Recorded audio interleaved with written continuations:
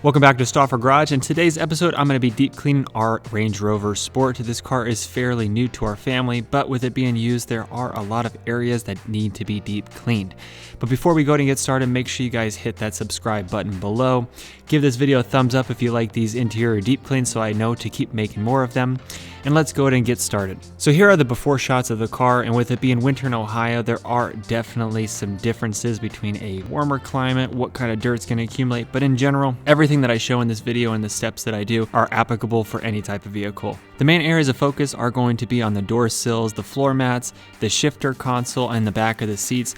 Those are kind of the more problematic areas that have more dirt and grime. The rear seats in particular, because we do have 4 kids and they do put their feet on the back of the seats, but the shifter itself has some crap that's accumulated from the previous owner when we bought this car used. So I'm going to make sure I take extra care to make sure I clean that area up, the cup holders, and then also the coin tray and the cigarette lighter is kind of nasty in there.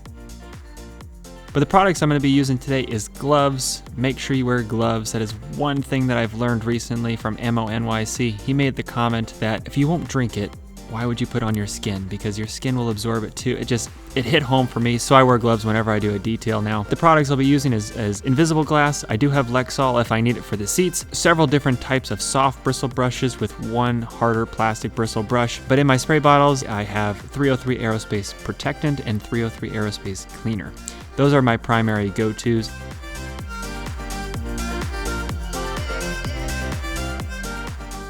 So the first step is always you have to remove everything from the vehicle you can. So I start with the floor mats, and when I'm pulling them out, I try to keep the dirt that's on top of them contained and then shake them out of the car, and it just means less vacuuming that you have to do.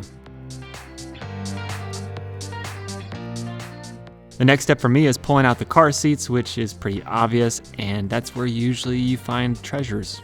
You find lots of treasures underneath those car seats that the kids decided to hide underneath them when they ate something or lost toys, and it kind of gives you a better idea of the kind of cleaning that's going to have to go on. The next step is pretty obvious, but I always try to do after I've pulled everything out is to go and start vacuuming. And in this case, I've been using this harder bristle brush, which I actually picked up at Harbor Freight. And when you're vacuuming your seats, if you're using a shop vac or any vacuum in particular, pay attention to the nozzle, and if any of the plastic has sharp edges, go over it with a file, go over it with an X-Acto knife, just something to try to clean it up, or rub it on the concrete to help kind of, remove those scuffs, because what'll happen is if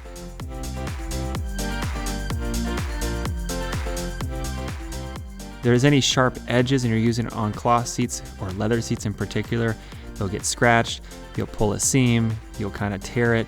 There's different things that can do, but it is always something I kind of check before I start detailing.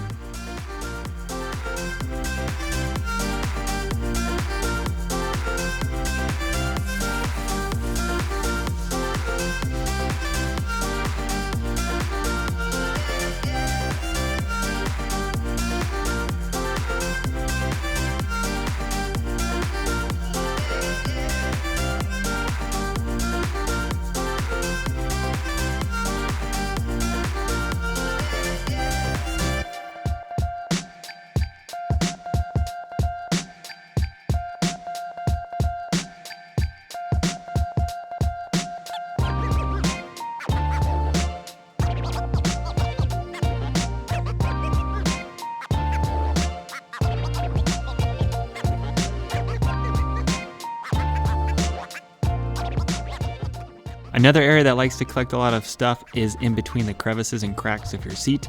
So in this case, there is some candy that got stuck to the leather in between the cracks, so I'm using my bristle brush to kind of move it along. I could have used an all-purpose cleaner to let it soak at first, but this dirt just kind of was on the surface, so I just used the brush to help kind of move it along and use the vacuum to suck it up.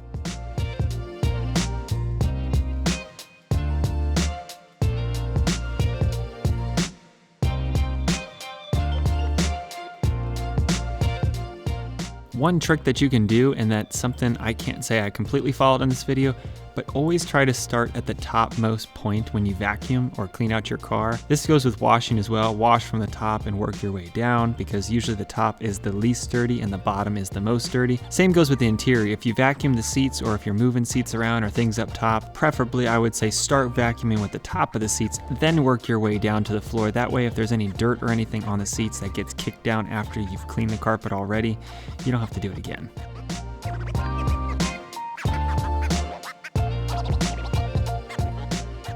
And like I said, this car is new to our family, so with that being said, I haven't done a full interior detail. So when I've gotten underneath the seats and cleaned up in between there and a few different areas that you might not typically do in a standard detail, I went ahead and did those anyways, just so I could get an idea of anything collecting underneath there that I wasn't aware of.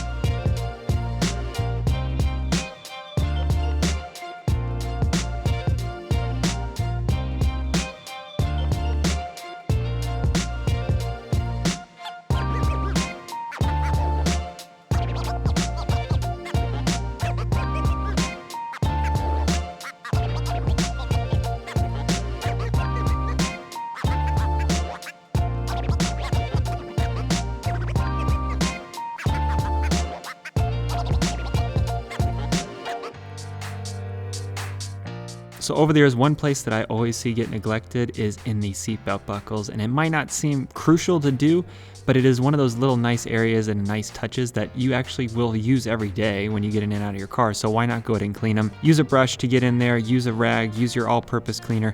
Just get it in there and clean it up a little bit, so that way it gives you that little extra touch.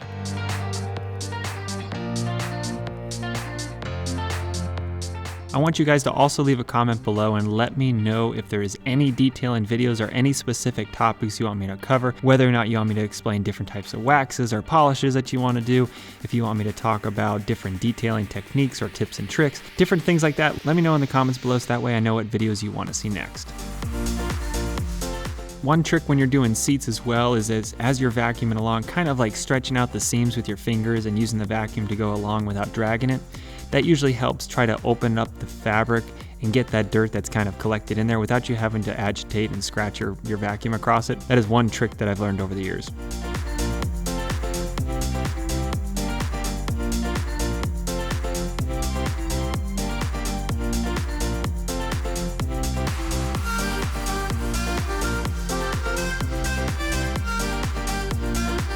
Here I'm using a more aggressive brush, if you will, because there's a lot of dirt that's kind of collected and got stuck to the carpet. With this brush, it kind of just helps move it around a little bit, lift it to the surface, and detach itself from the carpet fiber, so that way the vacuum can suck them up.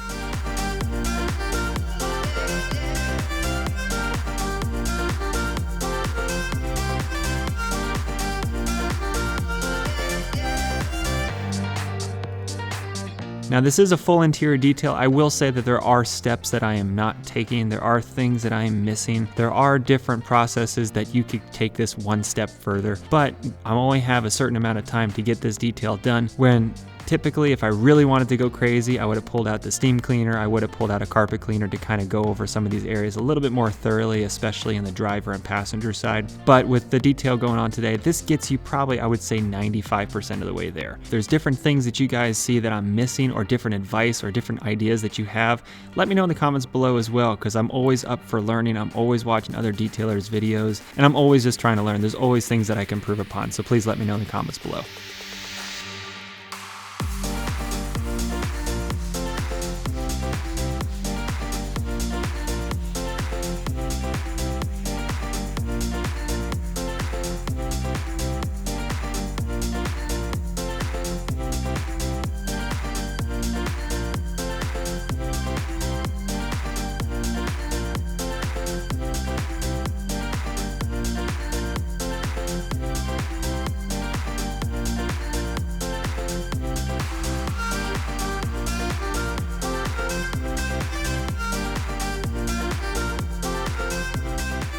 So in one detailing video I watched, they actually did this where they used the brush after they vacuumed to kind of brush the fibers in one direction, and then they came back and did it the other way to give it that kind of cross-hatched look to it.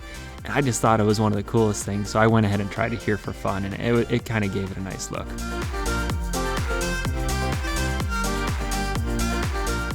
So after I have everything vacuumed and kind of cleaned out of the car before I go through and clean it with an all-purpose cleaner, this is the perfect time to get your floor mats pre-soaking. Let that dirt soak in that all-purpose cleaner. And even if you have carpet floor mats and you're planning on shampooing them, it's a good time now to kind of do your pre-cleaning and let that cleaner soak in. So now that everything's kind of vacuumed and everything's ready to go, it is time to pull out the 303 aerospace protectant. And what I'm doing is pre-soaking the rag itself with the product instead of spraying it on the panels. I prefer to do that because then you get a lot of product in certain areas where it might be harder to get your towel to clean up. So what I like to do is get the towel pre-soaked, wipe down the panels, and then I'm using the brush as I go along and the microfiber towel to kind of clean up any dirt particles that I might have missed.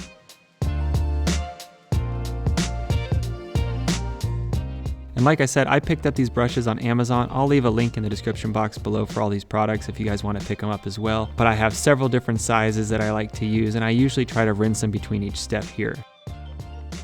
Now with 303 aerospace protectant, if the car is not super dirty, if the area is not super dirty, usually you can actually just use the towel and wipe the surface with it, and you actually can clean and protect at the same time. But afterwards, definitely grab a clean, dry towel, fresh towel, and then buff the area, if you will. It kind of helps remove some of that streaking. Now in the previous step, I just talked about just spraying the rag first instead of spraying it onto the panel. But for these door sills, because of the dirt that's actually collected in some of these cracks, this is a perfect example where it makes sense, and using your brush to kind of agitate and get that dirt out of those cracks and panels.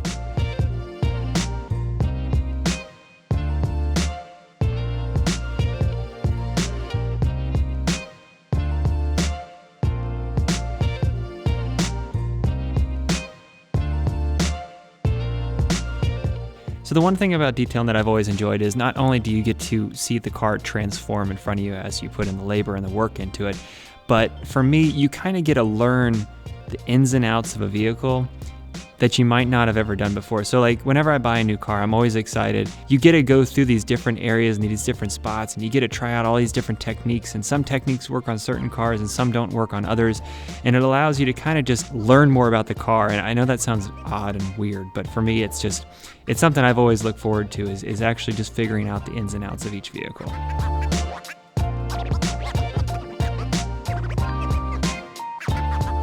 Now here I'm going through probably the most troublesome part of the car.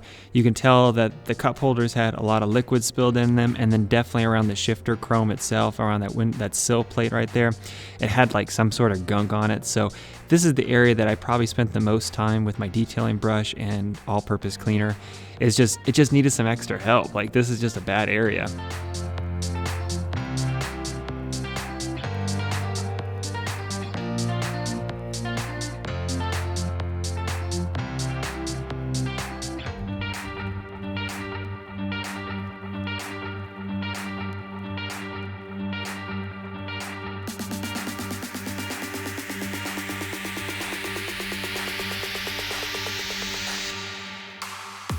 The one thing I like to do too is as you're cleaning some of these buttons, little doors, and everything on the car, try to articulate them and move them in all the different ways that they move, and cleaning behind those surfaces, because usually when you open up a flap or you pull on something, it exposes an area that you might have missed before. So try to pay extra attention to those, because it just kind of helps elevate your detail just that little bit more.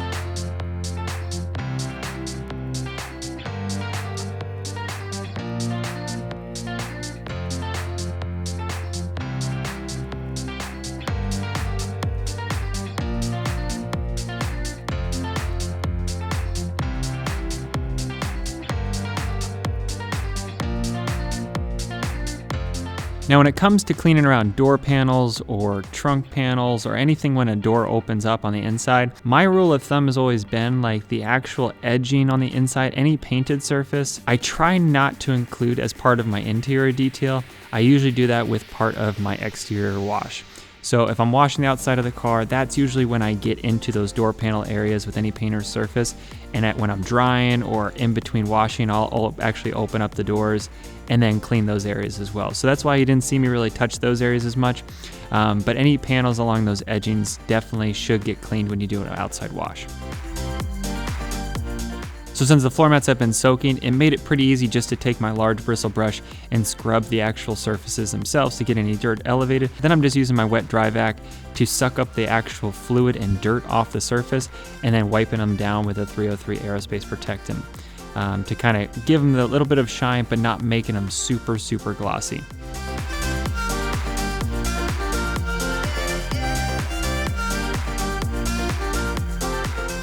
And here are the after shots, and I will definitely say this car turned out better than actually I was expecting. I was expecting the seats to take a little bit more work to get clean, but the white leather actually cleaned up really quickly, so I was super happy about that. But if these videos are something that you guys want to see more of, make sure you like this video, give it a comment below, subscribe so you don't miss out on any new videos, and follow me on Instagram. That is one place I'm trying to post up more content on, so follow me at Instagram at Stauffer Garage, and I will see you guys in the next video. Thank you so much for watching. Bye, guys.